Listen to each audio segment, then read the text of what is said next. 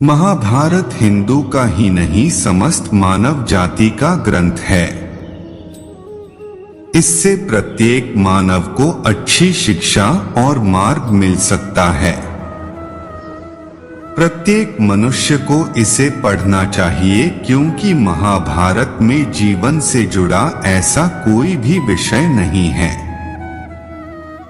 जिसका वर्णन ना किया गया हो और जिसमें जीवन का कोई समाधान ना हो। इस ग्रंथ में देश, धर्म, न्याय, राजनीति, समाज, योग, युद्ध, परिवार, ज्ञान, विज्ञान, अध्यात्म और तकनीकी आदि समस्त विषयों का ज्ञान वर्णन मिलता है। आज की इस वीडियो में हम महाभारत का ऐसा प्रसंग के बारे बताएंगे जिससे आज का मानव बहुत कुछ सीख सकता है। बात उस समय की है जब पांचों पांडवों को वनवास हो गया था। वनवास जाने से पहले पांडवों ने भगवान श्री कृष्ण से पूछा, हे श्री कृष्ण, अभी यह द्वापर युग का अंत काल चल रहा है, आप हमें बताएं कि आने वाली कलयुग की चलिए गति क्या और कैसी होगी। श्री कृष्ण कहते हैं, मैं तुम्हें इसका सीधा सा उत्तर तो नहीं दे सकता, लेकिन हाँ, तुम पांचों भाई वन में जाओ और वन में जो कुछ भी दिखे मुझे आकर बताओ। मैं तुम्हें उसका कलयुग में प्रभाव बताऊंगा। इसके बाद पांचों भाई वन में चले गए। उन्होंने वन में जो देखा वह देखकर आश्चर्यचकित रह गए। आखिर उन्होंने वन में क्या देखा और श्री कृष्ण ने क्या जवाब दिया, यह जानने के लिए इसको अंत तक जरूर देखें। श्री कृष्ण के कहे अनुसार पांचों भाई अलग अलग दिशाओं में वन की ओर निकले। युधिष्ठिर भ्रमण पर थे। उन्होंने एक जगह पर देखा कि एक हाथी के 2 सूंड थे। यह देखकर युधिष्ठिर के आश्चर्य का ठिकाना नहीं रहा। अर्जुन दूसरी दिशा में भ्रमण पर थे। कुछ दूर जंगल में जाने पर उन्होंने जो देखा उसे देखकर वह भी आश्चर्यचकित रह गए। वहां पर देखा कि कोई पक्षी है जिसके पंखों के ऊपर वेदों की रचनाएं की हुई है और वह पक्षी मुर्दे का मांस खा रहा है। यह दृश्य देख अर्जुन कुछ समझ नहीं पाए। दोनों भाइयों की तरह भीम भी भ्रमण पर थे। उन्होंने जो देखा वह भी आश्चर्यचकित रह गए। उन्होंने देखा कि गाय ने एक बछड़े को जन्म दिया, लेकिन जन्म के बाद में गाय बछड़े को इतना चाट रही है कि उसका बछड़ा लहूलुहान हो गया है। सहदेव भी भ्रमण पर थे तो उन्होंने चौथा आश्चर्य देखा। उन्होंने देखा कि 6 से 7 कुएं हैं जिसमें पानी है और बीच का एक कुआं खाली है। बीच का कुआं काफी गहरा होते हुए फिर भी पानी नहीं है। घोर आश्चर्य हुआ, ऐसे कैसे हो सकता है। नकुल भी भ्रमण पर थे और उन्होंने एक आश्चर्यजनक घटना देखी। एक पहाड़ के ऊपर से एक बड़ी सी चट्टान लुढ़कते हुए नीचे आ रही है। वे कितने ही वृक्षों से टकराकर उनको नीचे गिराते हुए वे आगे बढ़ जाती है। विशालकाय वृक्ष भी उस रोक ना सके। इसके अलावा यह चट्टान कितनी ही अन्य चट्टानों के साथ टकराई, फिर भी वह उसे रोक नहीं सके। अंत में वह एक अत्यंत छोटे पौधे का स्पर्श होते ही स्थिर हो गई। पांचों भाई एकत्रित हुए और शाम को भगवान श्री कृष्ण को अपने अनुभव सुनाए। सबसे पहले युधिष्ठिर ने कहा, मैंने तो पहली बार 2 सूंड वाला हाथी देखा।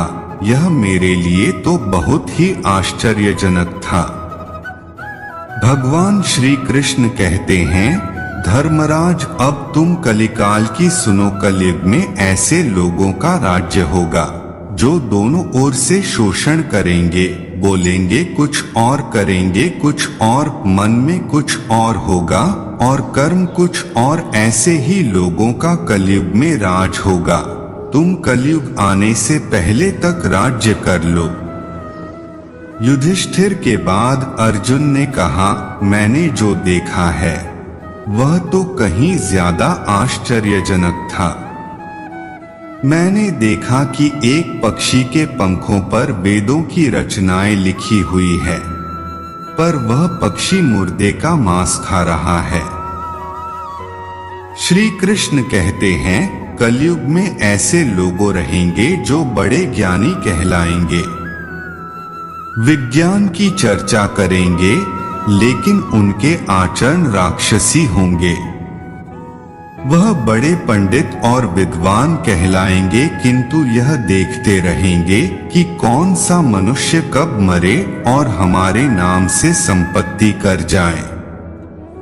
श्री कृष्ण कहते हैं, हे अर्जुन, संसार के व्यक्ति विचार करेंगे कौन सा मनुष्य मरे और उसकी संपत्ति हमारे नाम पर हो जाए।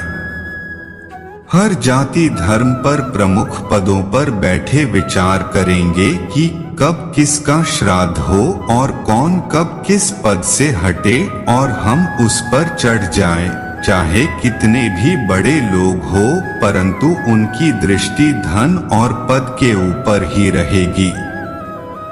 ऐसे लोगों की ही बहुतायत होगी। अर्जुन के बाद भीम ने अपना अनुभव सुनाया। भीम ने कहा कि गाय अपने बछड़े को इतना चाटती है कि बछड़ा लहूलुहान हो जाता है। श्री कृष्ण कहते हैं, कलयुग का मनुष्य शिशुपाल हो जाएगा। कलयुग में माओ की बच्चों के लिए ममता इतनी बढ़ जाएगी, उन्हें अपने विकास का अवसर ही नहीं मिलेगा। मोह माया में ही घर बर्बाद हो जाएगा। किसी का बेटा घर छोड़कर साधु बनेगा तो हजारों व्यक्ति दर्शन करेंगे।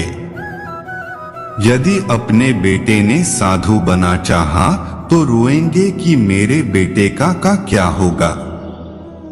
इतनी ज्यादा ममता होगी कि उसे मोह माया और परिवार में ही बांध कर रखेंगे। उसका जीवन वहीं खत्म हो जाएगा। वास्तव में लड़के तुम्हारे नहीं हैं, वह तो बहुओं की अमानत है, और लड़कियां जमाइयों की अमानत है, और तुम्हारा यह शरीर मृत्युओं की अमानत है। तुम्हारी आत्मा परमात्मा की अमानत है। इसलिए तुम्हारा अपने शाश्वत संबंध को जानना आवश्यक है। भीम के बाद सहदेव ने पूछा, हे श्री कृष्ण, मैंने जो देखा, मैंने यह देखा कि 5-7 बड़े कुओं के बीच एक गहरा कुआं बिल्कुल खाली है। जबकि ऐसा संभव कैसे हो सकता है? भगवान श्री कृष्ण ने जवाब में कहा, कलयुग में लड़की के विवाह में, मकान के उत्सव में, छोटे बड़े उत्सवों में तो लाखों रुपए खर्च कर देंगे, परंतु पड़ोस में ही यदि कोई भूखा प्यासा मर रहा होगा तो यह नहीं देखेंगे कि उसका पेट भरा है या नहीं। उनका अपना ही सगा भूख से मर जाएगा, उसे देखते रहेंगे। और दूसरी ओर मौज मदिरा, मांस भक्षक, सुंदरता और जश्न में पैसे उड़ाएंगे, किंतु किसी के 2 आंसू पोंछने में उनकी रुचि ना होगी। कहने का तात्पर्य यह है कि कलयुग में अन्न के भंडार होंगे, लेकिन लोग भूख से मरेंगे। सामने बंगले में ऐशो आराम चल रहे होंगे, लेकिन पास की झोपड़ी में आदमी भूख से मर जाएगा। एक ही जगह पर असमानता अपने चरम पर होगी। सहदेव के बाद नकुल ने श्री कृष्ण को बताया कि मैंने भी एक आश्चर्य देखा है कि एक बड़ी सी चट्टान पहाड़ पर से लुढ़की वृक्षों के तने और चट्टानें भी उसे ना रोक पाए, किंतु एक छोटे से पौधे के स्पर्श से ही वह बड़ी चट्टान रुक गई। समझ नहीं पाया कैसे। श्री कृष्ण ने कहा, कलयुग में मानव का मन नीचे गिरेगा, उसका जीवन पतित होगा। यह पतित जीवन धन की शिलाओं से नहीं रुकेगा, ना ही सत्ता के वृक्षों से रुकेगा, किंतु हरि नाम के एक छोटे से पौधे से, हरि कीर्तन से मनुष्य जीवन रूपी पौधे का पतन होना रुक जाएगा। इसलिए भक्तों, हरि भजन कलयुग में मोक्ष पाने का एकमात्र उपाय है।